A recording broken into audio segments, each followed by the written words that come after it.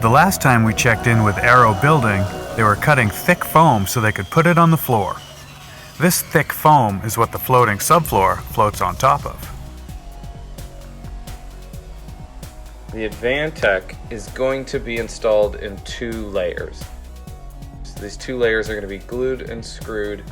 They're going to be offset by 90 degrees and offset by 2 feet. So no seams will line up with the layers below. The first step of any subfloor project is to move the pile of subfloor to a similar pile somewhere closer to the floor.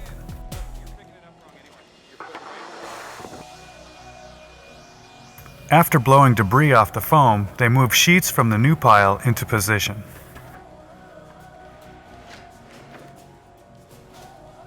All the same installation methods for Advantech still adhered, that little bit of space between panels and everything.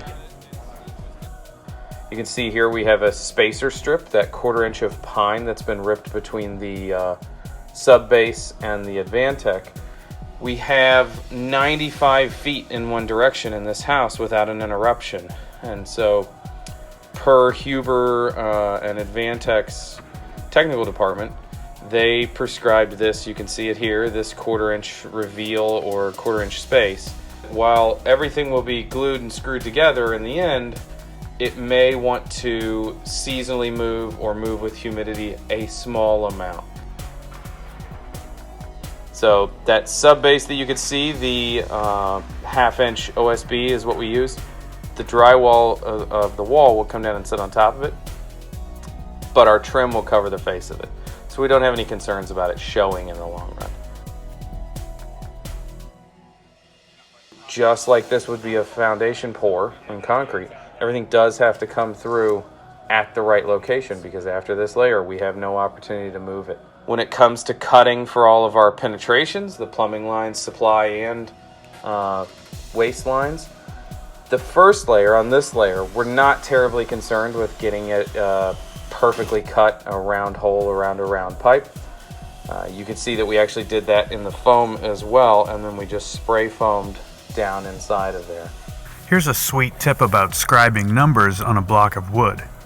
Orient the block in the same direction as the sheathing. Harrison writes the numbers with a vertical or horizontal line indicating the direction of the measurement. So his cuts start 13 inches from the edge, marked with a vertical line, and 21 inches from the end, marked with a horizontal one. No arrows, words, or extra clutter are needed. The cutouts for pipes do not need to be precise. They can be rough. Cutting everything at this point, we're just trying to get it so that we can get the sheets together, and we'll take care of a snug fit on the next layer up. That covers the plumbing obstacles, but this house also has some conduit running under the subfloor, feeding a couple of floor outlets.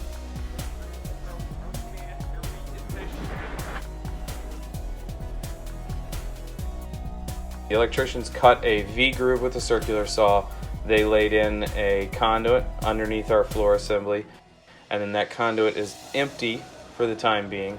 We've blocked around the outlet boxes just to keep people from running into them and kind of to hold them at the correct elevation. There was a little bit of sag in them, so we ended up mounting those through their side into the next layer of Advantech to hold them at the perfect elevation. They still protrude 3/4 of an inch because we'll have hardwood in this home, so they still have a protector around them. The guys place the last sheets and squeeze them tight. In the next segment, we'll foam down some glue, flip sheets on the floor, and screw off for the rest of the day.